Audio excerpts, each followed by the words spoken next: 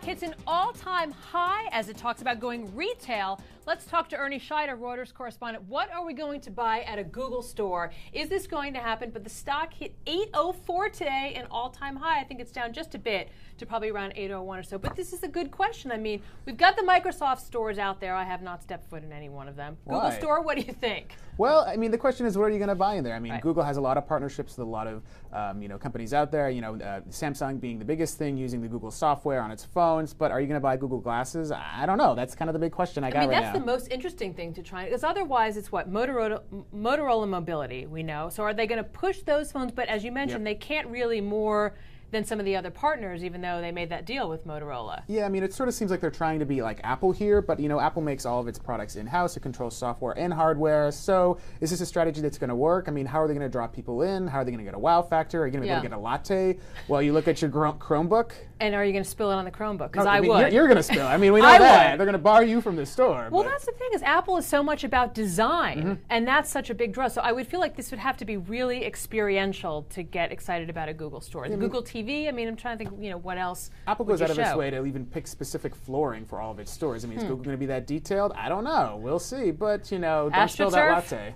AstroTurf. He would put AstroTurf in his store. Well, Apple has, about 400 stores worldwide, of course, hugely successful. Ron Johnson, now doing not such a great job over at JCPenney. Hey, give him time. Give him time. Okay. Give him time. Microsoft has just about 30 right now, but developing about 11 more stores. I mean, it's a way to bring up, pizzazz and Bing and get people interested in your brand. So maybe it'll work for Google, maybe it'll not. All right. Right now, stock through the roof, though. Having a good day on Wall Street. All right. Office Space. Not the Mike Judge movie with Jennifer Aniston, but Office Depot and Office Max. You couldn't resist. I couldn't. Are thinking, it's a classic, are thinking of sharing office space. This merger seems to make a lot of sense here, right? Will they share staplers? That's the big question I have right now. Yes, okay, so Office Depot and Office Max, reportedly thinking about coming together. It's a really fragmented space right now, the office supply industry. Staples is the leader, but it's really got even low margins there. So. Hey, you said Staples. That was easy.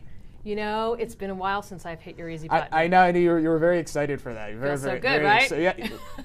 All right. Exactly. Yeah. All right, go ahead. So, by coming together, Office Max and Office Depot, definitely they'll be able to, have a united front against Staples and others out there. But it's not just Staples anymore. There's the Walmarts, there's the Amazons of the world. While you're buying your loaf of bread at Walmart, you can now buy your ream of paper. So, the competitive landscape has changed. Look at this, though. Look on the news. Staples, that was easy. 11, even that's up. Office Depot was up a lot more than that. Office Max is still, Maybe Staples will be a buyout target. Maybe that's what Wall Street is betting right now. Maybe there's people out there that say, hey, it's got a strong brand name. It's got a strong cachet of loyal customers. Did we show before? Because actually the stock of Office Depot and Office Max hit its highs 2006, 2007, and hasn't come back since then. Well, what will they do together? I think that's the question a lot of people are happy to have answered. So. Yeah, our Breaking Views guys actually point out there's 1% profit margins roughly at these stores. Not so that's good. Pretty low. A combined company of $3 billion could be worth a lot more than the two of them separate. Combine your powers. Combine your powers. All right, let's talk Dell. This is a really big day for Dell because they've got the earnings call after the bell today. Michael Dell not around. What happens? If earnings are weak, what happens? And if they're strong, what happens? Talk us through this with this deal of Michael Dell wanting to take it private with Silver Lake. Sure. So if they're really, really weak, this just further reinforces Michael Dell's assertion that the price that he's offering to take the company private is worth it. But if they're really, really strong, you can expect a lot more investors to come out of the woodwork and say, hey, wait a minute, you should be paying us a lot more. A lot of shareholders are saying they should be paying north of $20 a share. They're around $13.65 right now. Sizable gap right there. Yeah. So I think you can expect a lot of questions on the call. As you say, though, Michael Dell will not be on the call. He will definitely not be on the call. call. He has recused himself. He's saying because he's involved in the buyout that he feels like it's sort of a conflict of interest. So even though analysts will be peppering management about that, they're not going to get all the answers they want. All right. So probably the CFO, who's usually, I think, leads the call, will be leading the day there. All right, let's travel to the hotspot, Ernie. And look, there's a Dell. This is Propapalooza today with our Staples Easy Button. We've got a Dell computer right here. We don't have any share. I don't have any shares in Dell. I don't have any shares either. We could probably get about $20 for this out in Times Square. You think? I don't know. We should try it. We should try it. All right, let's. So? I'm going to go for 40. 40. I'm going to go for 40. All right, maybe 40. All right. That'd be nice. A little cash for lunch.